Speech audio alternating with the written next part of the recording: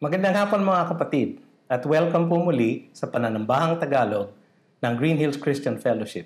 Ako po si Pastor BJ Sebastian. Welcome po sa inyo na nakakasama namin sa pamamagitan ng YouTube o Facebook o di kaya sa pamamagitan ng radyo sa DZAS 702. Welcome po mga kapatid. Tayo po ay mananambahan sa hapong ito. Ang sabi ng mga awit 24, 1 hanggang 6, ang lupa ay sa Panginoon at ang lahat ng narito, ang sanlibutan at silang naninirahan dito, sapagkat itinatag niya ito sa ibabaw ng mga dagat at itinayo sa ibabaw ng mga ilog. Sinong aakyat sa bundok ng Panginoon at sinong tatayo sa kanyang dakong banal? Siyang may malinis na kamay at may pusong dalisay, na hindi nagtataas ng kanyang kaluluwa sa hindi totoo, at hindi sumusumpa na may panlilinlang. Mula sa Panginoon pagpapalay kanyang kakamtan at pagpapawalang sala mula sa Diyos ng kanyang kaligtasan. Gayon ang salinlahi ng mga nagsisihanap sa kanya na nagsisihanap ng mukha ng Diyos ni Jacob. Tayo po ay manambahan mga kapatid.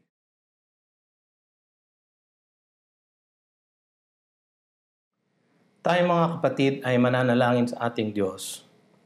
Ang sabi ng Filipos 4:6 hanggang 7, huwag kayong mabalisa sa anumang bagay, kundi sa lahat ng mga bagay, sa pamamagitan ng pananalangin at pagsamo na may pagpapasalamat, ay ipaalam nyo ang inyong mga kahilingan sa Diyos. At ang kapayapaan ng Diyos na hindi maabot ng pag-iisip ang mag-iingat ng inyong puso't isipan kay Kristo Jesus. Tayo po ay lumapit sa ating Diyos na mahabagin at mapagkalinga sa atin. Tayo po ay manalangin. Panginoon, sinasamba ka namin sa araw na ito at tinataas namin ang iyong pangalan. Kami po ay humihingi ng tawad, Panginoon, sa aming mga pagkakasala sa iyo. Sapagkat sa tuwing lumalapit kami sa inyo, Panginoon, at taos-talos namin ang inyong kabanalan, ay naiisip namin, Panginoon, ang aming mga pagkukulang sa inyo. Kayo nga po ang magpatawad sa amin sa pamamagitan ng dalisay na dugo ni Kristo Jesus na aming tagapagligtas at Panginoon. Maraming salamat, Panginoon, sa katiyakan ng iyong salita na inyong sinabi, na kung kami ay aamin ang aming pagkukulang sa inyo at ilalatag namin ito sa inyong paanan, kayo po ay magiging tapat at makatarungan na magpapatawad ng aming pagkakasala at lilinisin kami mula sa lahat ng aming pagkukulang sa iyo. Salamat po, O Diyos. Maraming salamat, Panginoon, sa maraming biyaya na iyong ibinuhos sa amin at sa iyong iglesia sa lugar na ito. Maraming salamat sa proteksyon, pagtatanggol, sa gabay, sa paghihikayat, sa kaaliwan, Panginoon, na aming tinatanggap magmula sa iyo. Sa araw-araw, marami sa amin, Panginoon, ang pumapasok sa trabaho at lumalabas at itinataya ang aming mga buhay, Panginoon, dahil sa coronavirus na laganap sa aming lugar. Ngunit kayo, Panginoon, ang nagtatakip sa amin at nagbibigay ng proteksyon sa amin upang kami ay hindi mahawa. Marami kaming mga kasama, Panginoon, ang nawalan na ng trabaho, mga negosyong nagsara, mga negosyong hirap at nalulugi. Ang aming ekonomiya, Panginoon, ay tumigil na at nagpakita na ng pagbabagal. O Diyos, wala po kaming mga solusyon sa mga katanungang nasa aming harapan. Paano ba babalik ang ekonomiya? Paano ba kami magkakatrabaho muli? Paano ba kami magkakahanap buhay muli? Pero Panginoon, alam namin na kayo ay kasama namin, na hindi nyo kami pababayaan, na hindi nyo kami iiwan o pababayaan man. Kaya sa inyo kami umaasa, humihingi ng tulong, humihingi ng ideya, Panginoon, kung anong maaari namin gawin upang makapagpahanap buhay. Kayo po ang magbigay sa amin, Panginoon, ng aming pangangailangan ayon sa kayamanan ni Kristo Jesus. Panginoon, ang aming pong bansa ay nasadlak na sa hirap. Kami po ngayon ang hotspot sa buong Southeast Asia dito sa pandemya na ito, ang aming pong healthcare system ay talagang naghihingalo na at hirap na hirap. Maraming doktor ang napapagod at nagkakasakit, nangamamatay na rin, Panginoon. Mahabag po kayo sa kanila. Ang aming pong mga pinuno ay hilong-hilo, hirap na hirap po sa kung ano ang dapat gawin upang ang lahat ng bagay ay maituwid, mailagay sa ayos. Panginoon, kami po ay nangangailangan ng inyong pagpapala at ng inyong katalinuhan. Lahat po kami, hindi lamang po ang aming mga pinuno, ngunit idinadalangin namin sila, Panginoon, upang sila din ay makakilala sa inyo. Magpamalas po kayo sa kanila. Baguhin niyo ang kanilang puso't isipan. At itulot niyo, Panginoon, na sila ay makapaglingkod sa bayan nang naaayon sa inyong kalooban para sa kanila. O Diyos, kayo po ang magpala sa bansang Pilipinas. At para sa aming kapatiran, O Diyos, ay nilalapit namin ang Green Hills Christian Fellowship. Lahat ng aming growth group at mga fellowship group. Kayo po magpala sa lahat ng aming ginagawa, Panginoon, upang ibahagi ang pag-asa na dala ni Kristo sa buhay ng bawat isang tao. Kayo magpalakas sa amin, ang magproteksyon sa amin, Panginoon, ang magbigay ng biyaya sa amin. Hanapin nawa namin, Panginoon, ang iyong tulong at umasa kami, Panginoon, sa iyong lakas. Kami ay nagugulumihanan. Meron po kami mga kamag-anak na nasa bingit na ng kamatayan dahil sa COVID-19. Kayo po ang maging kasama nila sa mga oras na ito upang sila po ay bumangon sa banig ng karamdaman o di kaya, Panginoon, ay umuwi na sa iyo sa dakilang kapahingahan na naki Kristo. O Diyos na makapangyarihan sa lahat, ang bawat sangkap ng aming pananambahan ay para sa iyo. Kayo po ang magpala ng bawat ito, lalo na ang pangangaral ng inyong salita. Nawa, Panginoon, ang lahat ng aming dalangin, lahat ng aming awit, lahat ng aming pagpupuri sa iyo, Panginoon, pagkakaloob sa iyo ay maging katanggap nawa sa iyo, Panginoon. At magmula sa mga puso na nagagalak dahil sa kaligtasan na nasa amin sa pamamagitan ng Kristo Jesus. Ito po ay dalangin namin sa pangalan niya. Amen.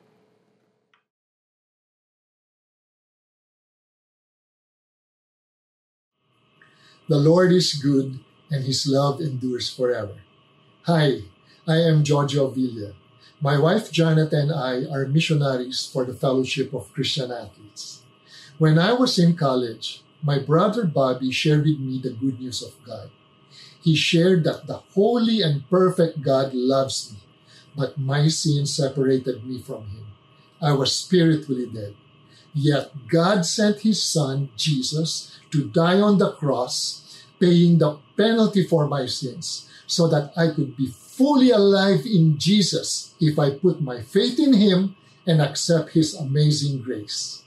So here I am, forgiven and free to enjoy the favor of the living God. In 2004, Janet and I joined a growth group here at GCF, which we call G4. The Lord used our growth group to deepen my knowledge of Jesus and to grow my faith exponentially.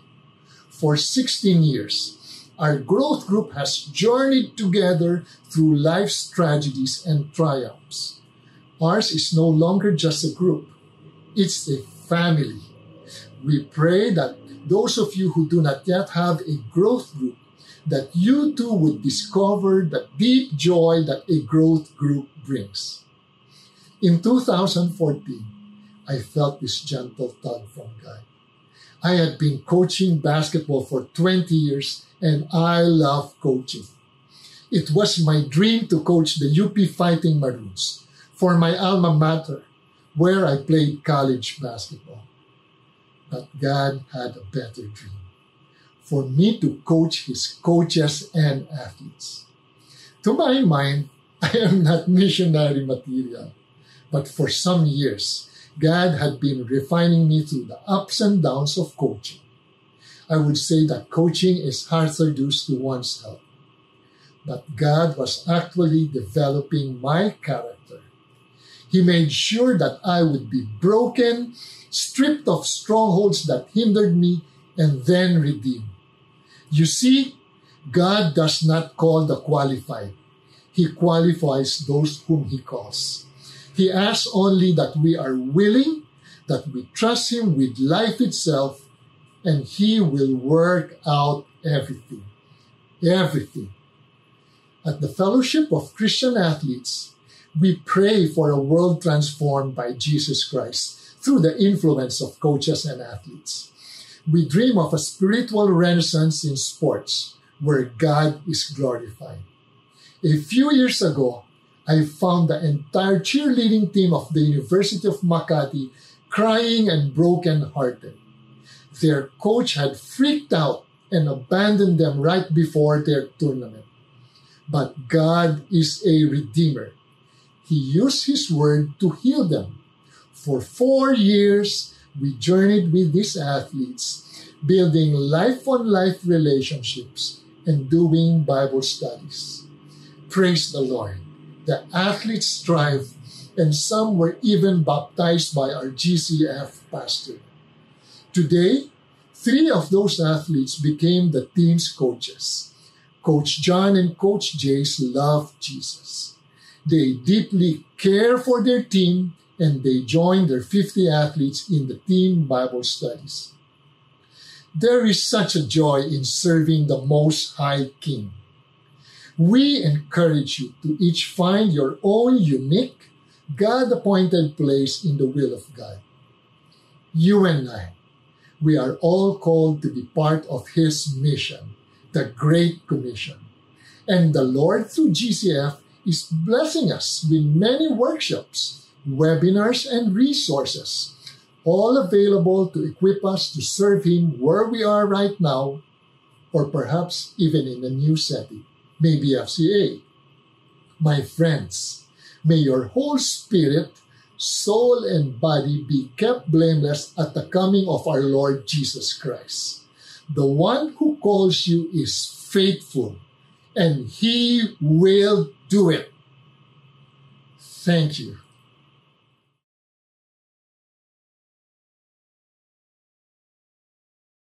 Ngayon naman po mga kapatid ay babasahin natin ang kasulatan, ang salita ng Diyos sa hapong ito. At ito ay matatagpo natin para sa hapong ito sa mga awit 100. Sama-sama po nating basahin ang mga awit 100. Sumigaw kayo na may kagalakan sa Panginoon, lahat ng mga lupain. Maglingkod kayo sa Panginoon na may kagalakan. Magsilapit kayo sa Kanyang harapan na may awitan. Kilalanin ninyo na ang Panginoon ay Diyos. Siya ang lumalang sa atin at tayo'y Kanya. Tayo'y Kanyang bayan at mga tupa ng Kanyang pastulan. Magsipasok kayo sa Kanyang mga pintuan na may pagpapasalamat at sa Kanyang mga bulwagan na may pagpupuri. Magpasalamat kayo sa Kanya at purihin ninyo ang pangalan Niya, sapagkat ang Panginoon ay mabuti. Ang Kanyang tapat na pag-ibig ay magpakailanman, at ang Kanyang katapatan ay sa lahat ng salinlahi. Purihin ang ating Panginoon.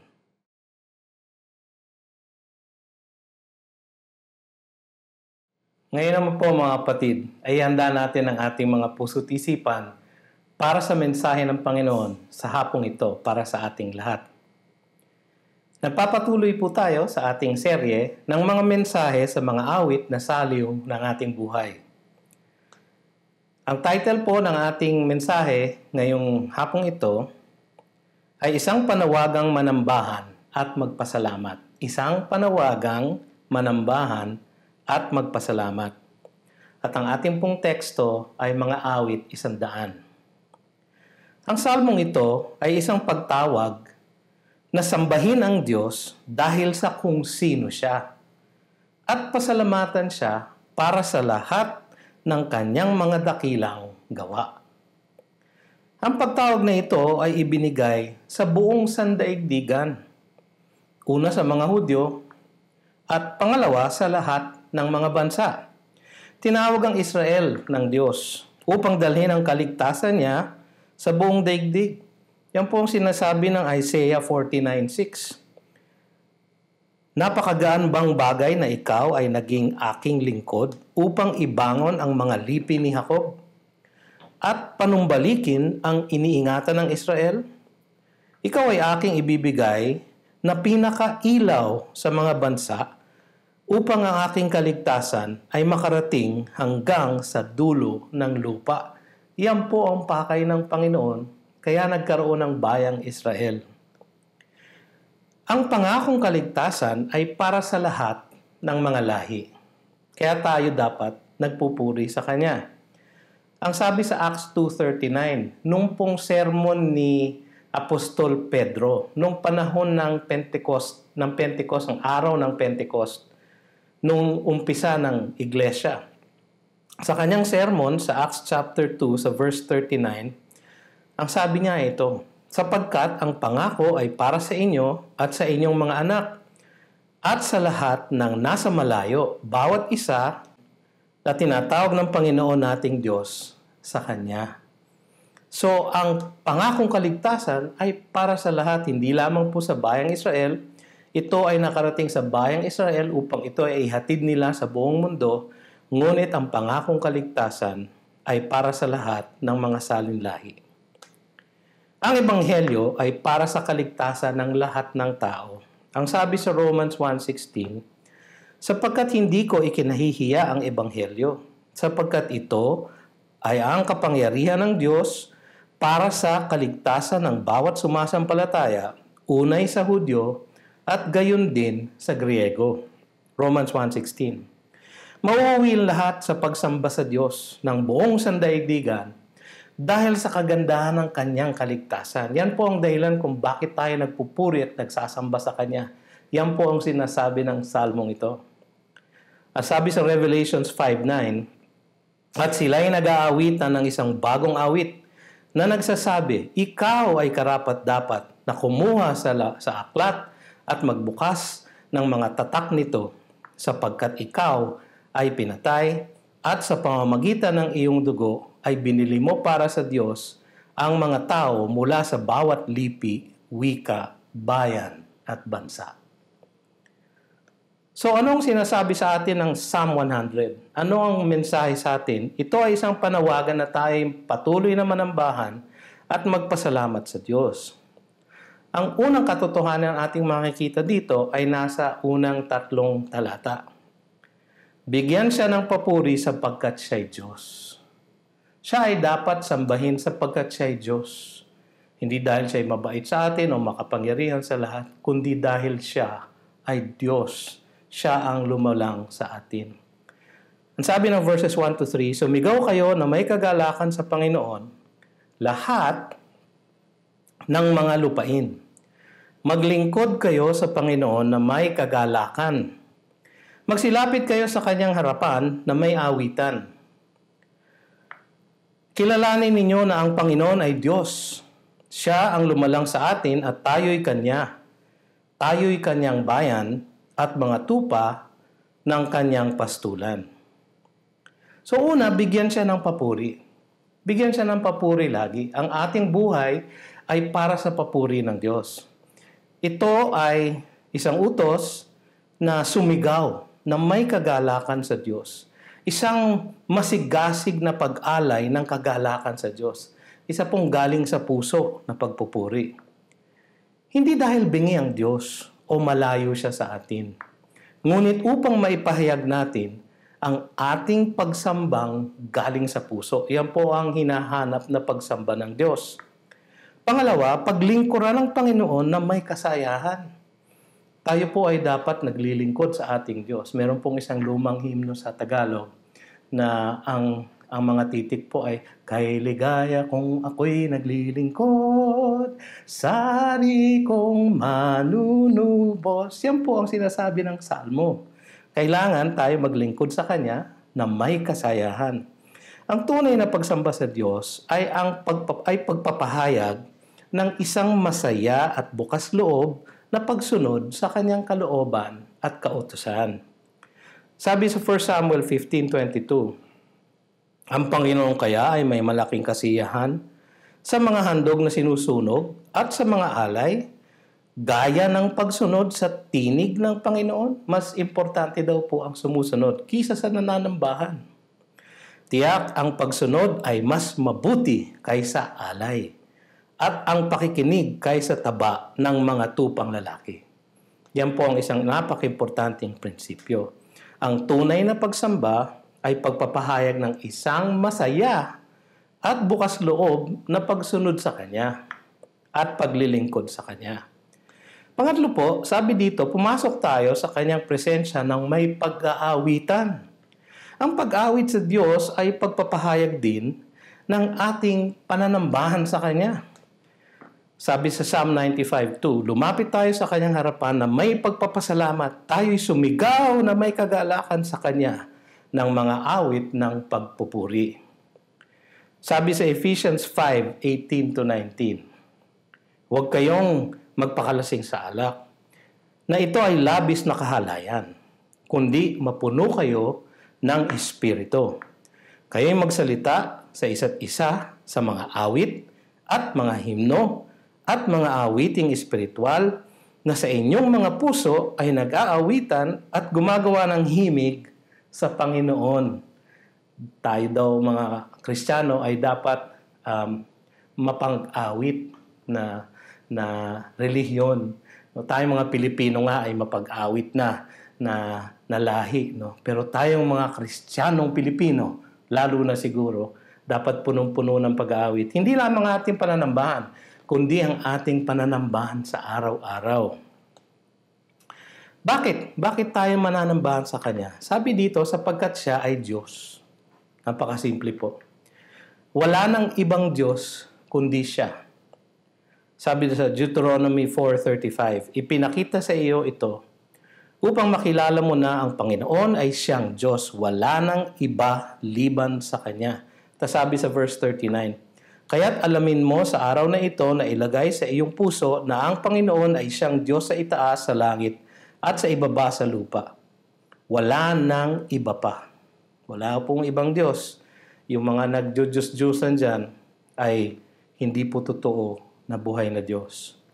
Ang sabi sa 1 Kings 18:36-39, ito po yung dakilang pakikipaglaban ni Elijah, ni Elias, sa mga propeta ni Baal. Ang sabi sa 1 Kings 18:36-39, sa oras ng paghahandog ng alay sa hapon, si Elias na propeta ay lumapit at nagsabi, O Panginoon Diyos ni Abraham, ni Isaac at ni Israel, ipakilala mo sa araw na ito na ikaw ay Diyos sa Israel at ako ang iyong lingkod. At aking ginawa ang lahat ng bagay na ito sa iyong pag-uutos. Sagutin mo ako, O Panginoon. Sagutin mo ako upang malaman ng bayang ito na ikaw, Panginoon, ay Diyos at iyong pinanunumbalik ang kanilang mga puso. Nang magkagayoy, ang apoy ng Panginoon ay bumagsak at tinupok ang handog na sinusunog, ang kahoy, mga bato, alabok at dinilaan ng tubig na nasa hukay. Nang makita iyon ng buong bayan, sila'y nagpatira pa at kanilang sinabi, ang Panginoon ang siyang Diyos. Ang Panginoon ang siyang Diyos. Siya lamang po ang Diyos. Yung pong mga propeta ni Baal ay napahiya. Kahit na ano pang gawin nilang paghiyaw, ay hindi tumugon ang kanilang tinatawag na Diyos. Sapagkat wala naman po si Baal. Ang Diyos lamang po ang Diyos. Siya ay isang Diyos na tumutupad lagi sa Kanyang mga pangako. Ang tawag po sa Kanya, Yahweh o Jehovah. Ang sabi po, yun po ang pangalan ng Diyos na ginagamit na nagpapakita ng Kanyang pagiging tapat sa pagtutupad ng Kanyang mga pangako. Siya ay makapangyarihang Diyos, Elohim. Yun po ang ginamit na pangalan ng Diyos sa Genesis 1:1. In the beginning, Elohim. No? Ang lumalang ng langit at lupa. Siya ay Diyos na lumikha ng lahat at siya ang lumikha sa atin. Yun po ang importante. Binuo niya tayo sa sinapupunan pa lamang ng ating mga ina. Sapagkat hinubog mo ang aking mga nasa loob na bahagi at sa bahay bata ng aking ina ako'y iyong hinabi. Ako'y magpapasalamat sa iyo sapagkat ang pagkagawa sa akin ay kakilakilabot at kamangha-mangha. Ang iyong mga gawa ay kahanga-hanga at iyon ay nalalamang mabuti ng aking kaluluwa. Psalm 139:13 at 14. Datapwat kung siya ang may lalang sa atin, tayo ay Kanya. Tayo ay Kanyang nilalang, tayo ay Kanyang pag-aari, tayo ay Kanyang paghahari. No? Tayo ay Kanya.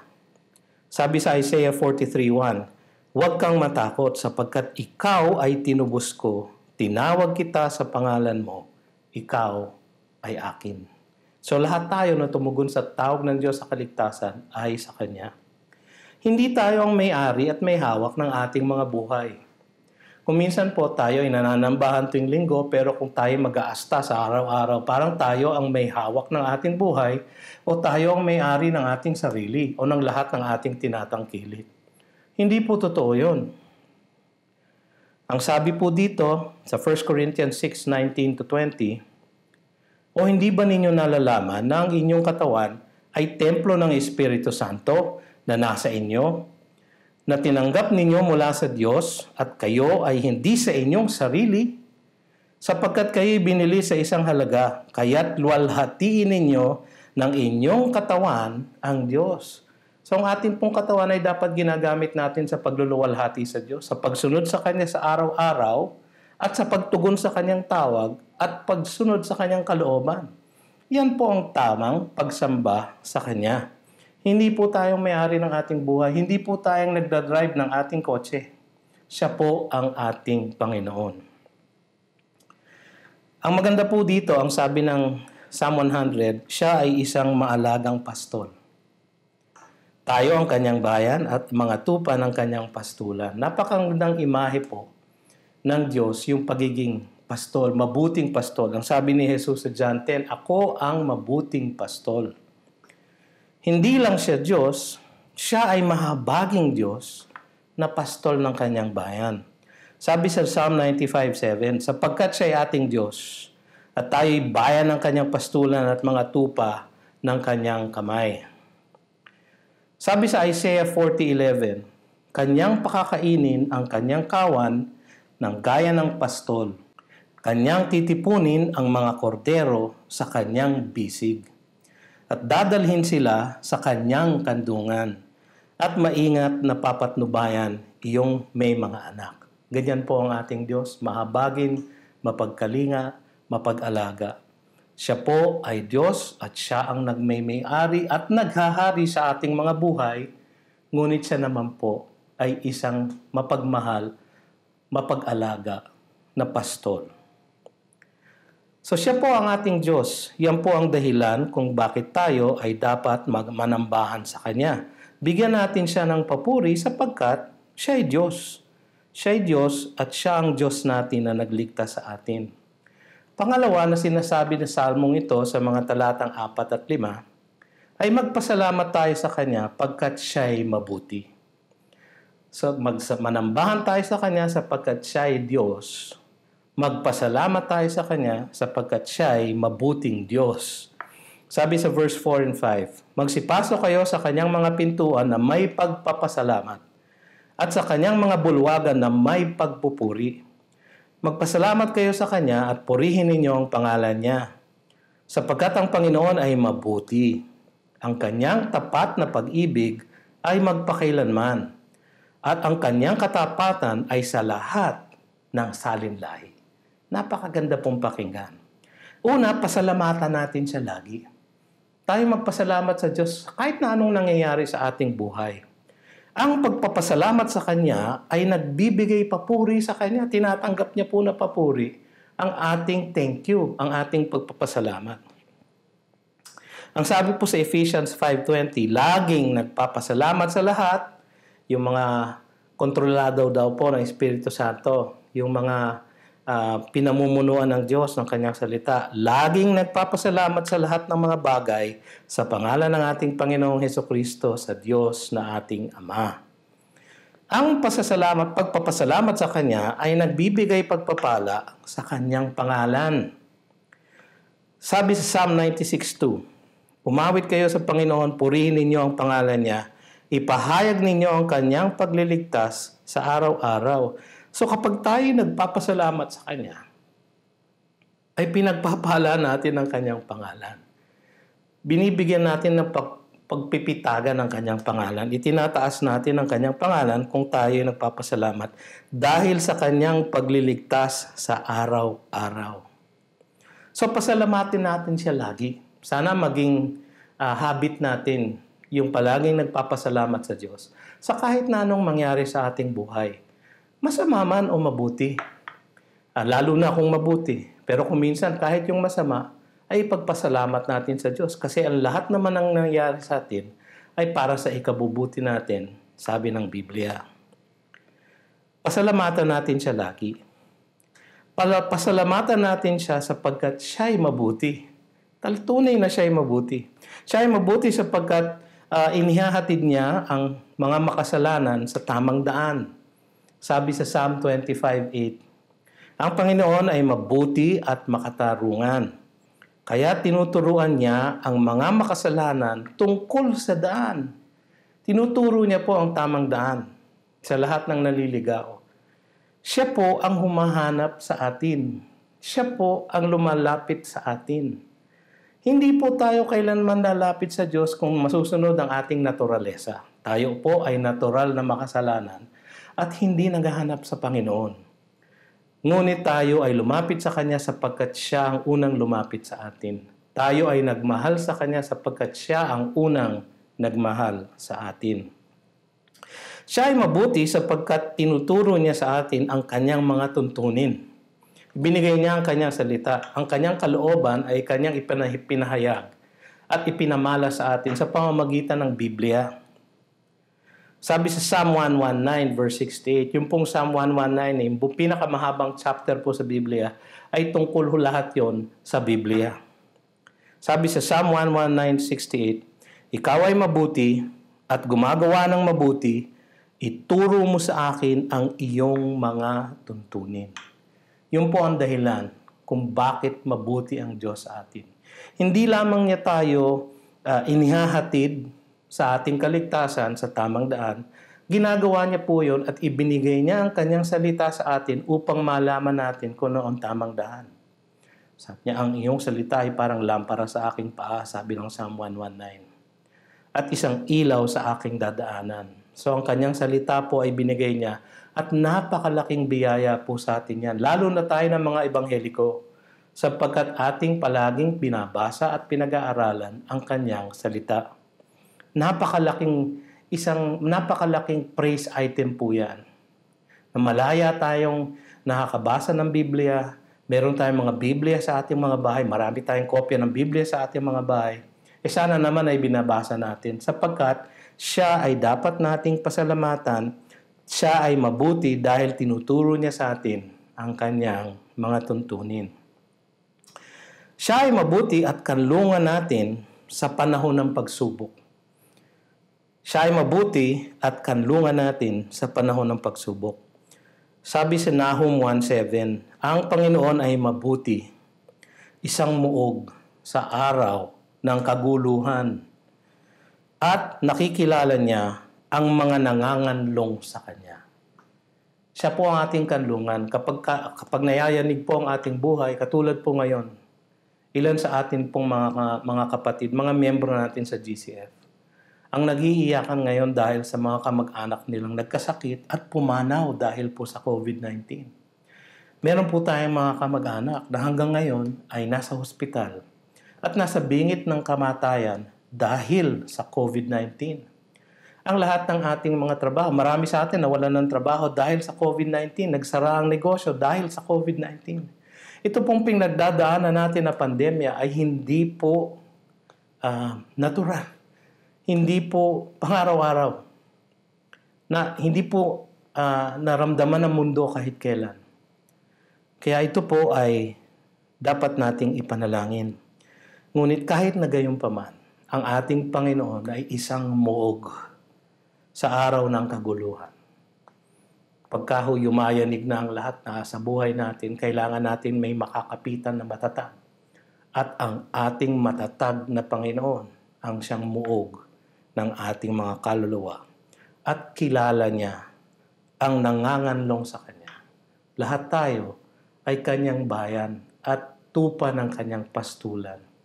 Ang mabuting pastol ay laging nakakakilala sa kanyang mga tupa. Gayon po ang ating Diyos. Magpasalamat po na tayo sa Kanya sapagkat siya ay mabuti. Ang kanyang pag-ibig ay tapat at matatag. Mga kapatid, hindi po natin pwedeng pantayan o suklian ang pag-ibig ng Diyos. Tunay na siya ay matapat, tunay na ang kanyang pag-ibig ay walang katapat at wala pong katapusan. Tayo po ay mamahalin niya at kanyang ililigtas kahit na ano pa man ang mangyari sa atin. Kaya kung tayo po ay nag-worry kung anong mangyayari sa buhay natin dahil dito sa COVID-19, kailan ba matatapos ito? Nakakatakot po lumabas ng bahay kasi ang kalaban po natin ay hindi natin nakikita. Parang isang anino, parang isang multo na sumasa lahat ng lugar. Nakakatakot po. Pero hindi po tayo dapat matakot sapagkat ang ating Diyos ang may hawak sa Kanya. Ang ating Diyos ang kapangyarihan na nasa likod ng pandemyang ito. Siya ang nagpahintulot ng pandemyang ito. Dapat siya rin ang magbibigay ng katapusan sa pandemyang ito. Siya po ang magbibigay at matapat na magbibigay ng katalinuhan sa mga taong mga siyentipiko na naghahanap ng vaccine o ng antidote o ng gamot. Siya po ang nagbibigay ng kalakasan sa ating mga libo-libong doktor at mga nurse at healthcare worker na nasa harapan ng digmaan na ito at bumabata sa sakit na ito. Siya po ang nagbibigay ng katalinuhan sa kanila upang sila ay tamang gamot ang ibigay at tamang paggamot ang kanilang isagawa sa lahat ng kanilang mga pasyente. Ang kanyang pag-ibig ay tapat at matatag. Siya ay tunay na matapat at lagi nating maaasahan. Hindi natin pwedeng asahan ang ating trabaho, ang trabaho nawawala. Hindi natin maaasahan ang ating negosyo, ang negosyo tumitigil. Hindi natin maasahan ang ating kalakasan, ang ating kalusugan. Sapagkat ang ating kalusugan ngayon, ang siyang tinatamaan ng pandemyang ito. Hindi natin maasahan ang ating salapi, ang ating pilak, ang ating ginto, ang ating mga kayamanan, ang ating mga bahay, ang ating mga kotse. Hindi natin maasahan lahat yan. Sa isang iglap, maaari pong mawala ang lahat. Ngunit ang katapatan at ang pag-ibig ng ating Diyos ay magpakailanman at sa araw-araw ay matatag at matapat. Siya po ay mabuti. Magbigay pa tayo ng pagpapasalamat sa Kanya. So magbigay tayo ng papuri at pananambahan sa Diyos. Magbigay tayo ng pasasalamat sa Kanya. Magbigay tayo ng ating paglilingkod sa Kanya. Tayo po ay maging tapat din sa Kanya at kumiling sa Kanya at humawak sa Kanya, kumapit sa Kanya, lalo na sa mga panahon na ito. Mga kapatid, napakaangkop po ng mga awit 100 sa ating dinadanas sa panahon na ito. Ang maaari nating gawin kapag tayo nagugulumihanan at natatakot ay umawit ng papuri sa Kanya. Umawit ng papuri sa Kanya sa maghapon. Sa tuwing tayo ay nanlulupaypay, sa tuwing tayo ay nalulungkot, umawit po tayo ng papuri sa Kanya. Magmemorya po tayo ng mga papuring awit at awitin po natin sa Kanya. Sa buong maghapon, sa buong magdamag, sa ating pagtulog, sa ating paggising. Nawa ang pagpupuri sa Kanya at pananambahan sa Kanya ang nasa ating mga bibig. At sa tuwi-tuwi na mga kapatid, kahit na ano pang nangyayari sa ating buhay, tayo ay magpasalamat sa Kanya dahil Siya ay mabuti. Tayo ay manambahan sa Kanya dahil Siya ay Diyos. Tayo ay magpasalamat sa Kanya dahil Siya ay mabuti. Tayo po ay manalangin. Panginoon, marami pong salamat sa iyong mensahe sa amin sa hapong ito. Kayo po ang maglatag ng katotohanan ito sa aming puso't isipan, Panginoon. At nawa, Panginoon, ay ito ay tumimo ng malalim sa aming pagkatao. Upang sa mga panahon ngayon na laganap ang pagkatakot, laganap ang panlulumo ng mga tao, ang pagugulumihanan ng mga tao. Kayo po, Panginoon, ang aming maging pag-asa, ang aming maging kaligtasan, ang aming maging proteksyon, ang aming kanlungan, ang ang aming muog. Kayo, Panginoon, ang aming Diyos, kami ay magpupuri sa iyo. Kayo ay mabuting Diyos, kami ay magpapasalamat sa iyo. Sa pangalan ni Jesus. Amen.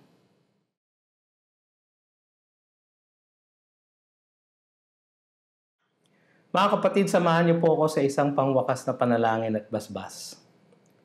Pagpalain nawa kayo ng Panginoon at ingatan kayo. Paliwanagin nawa ng Panginoon ang kanyang mukha sa inyo at mahabag sa inyo. Ilingap nawa ng Panginoon ang kanyang mukha sa inyo at bigyan kayo ng kapayapaan.